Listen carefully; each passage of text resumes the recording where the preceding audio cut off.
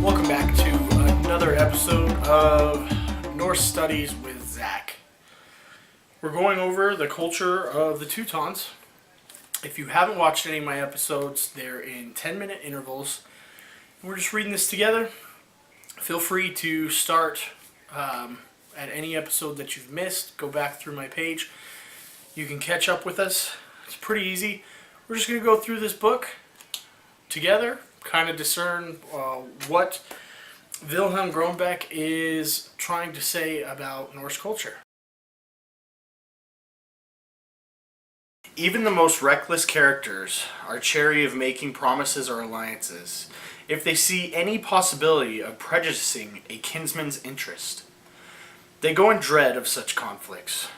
The power of Frith is apparent in the fact that it does not count as a virtue, something in excess of what is demanded, but as an everyday necessity, the most obvious of all, alike for high and low, heroic and unheroic characters.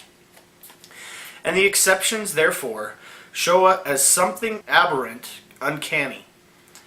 Clanship was not the only form of relationship between individuals, and however wisely and cautiously a man might order his goings, he could never be sure of avoiding every painful dilemma.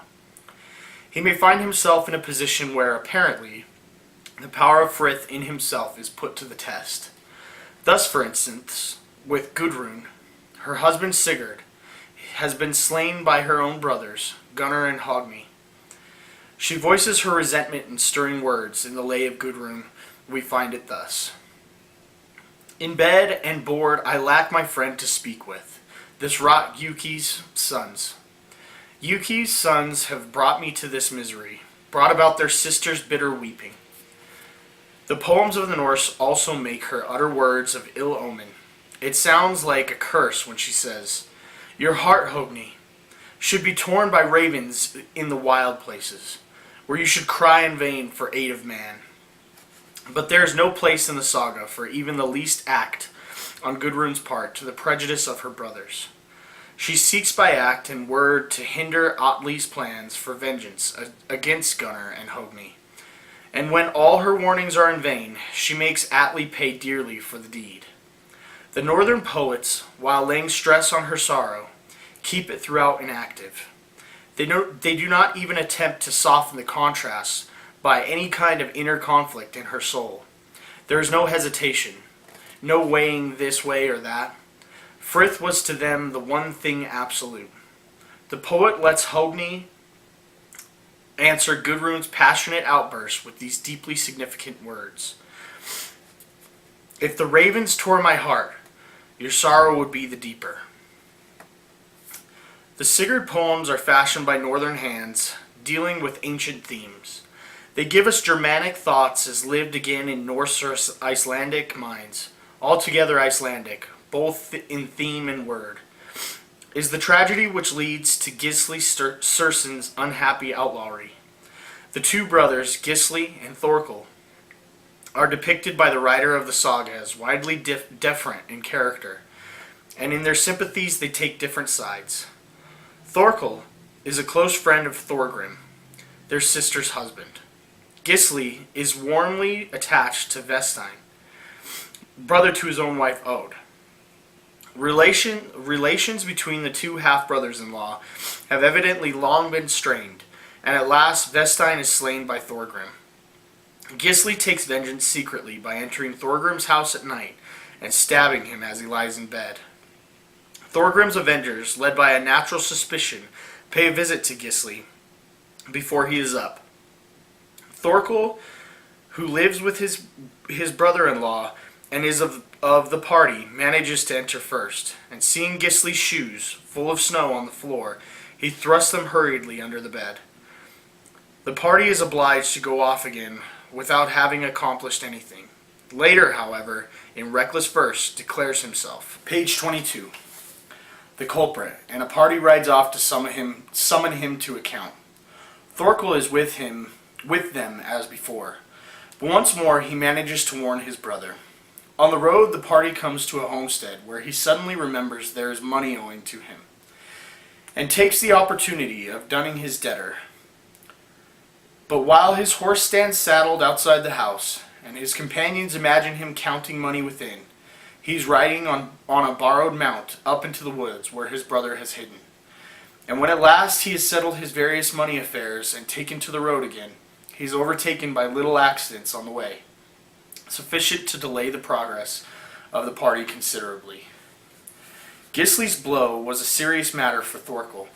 You know, for those of you guys who are watching, please let me know if it would be helpful, because I did a little excerpt a while back where I actually used the whiteboard and we went over names and things like that. This gets super complicated because he talks about one story and then he talks about another, and then all of a sudden he's trying to sum up the plot in a story, and he introduces all these characters, boom, boom, boom, boom, boom. And it's really, really hard to keep up. It's super hard for me. I'm not the smartest guy in the world, but I am, I can figure things out. But if you guys would like me to walk us through this, I'd be more than happy to. You just leave it in the comments below. I'd be more than happy to come back to a certain page. If you guys say, oh, hey, we were on page 21 or page 22, or hey, Zakk, when you were talking about Gisli and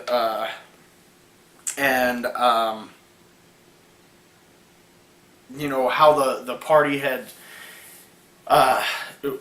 couldn't get to them, and just kind of describe the story, blah blah blah. Maybe I'm ranting on, but if you guys would like me to come back to this stuff and talk about it, I'm more than happy to do that. That's kind of what this is about. If you guys get this book, we can follow along. That might be more helpful, but at the same time, some people can't afford the book. That's one reason I'm doing it. In the other turn, if you can't afford the book and you're reading it by yourself and you don't understand, or maybe you'd like another perspective, maybe you'd like me to hear, to talk about that, I would love for you guys to say, oh, hey, this part, what does it mean? Or even if you want me to skip ahead, comment. Let me know what you guys are confused about. Maybe we can walk through it. Hard part about writing and some of the stories is that not everything is set in stone. The Norse talked in kinnings, essentially riddles, throughout their poetry, and they did that so that way only the smartest people, everybody followed the story, but the smartest people really understood it, and it was for them. We've kind of lost that talent, the ability to follow in kinnings and the ability to understand. So here we are. These people, said these poems, these sagas, poetry, all that. Somebody came along, probably through another language, and wrote them down from their perspective, right? And then from there, Wilhelm compiled all these things, and he did it in his perspective. And I'm pretty sure he was German. So now we have another conversion from German to English. This stuff, it gets lost in translation. So there's no necessarily right or wrong.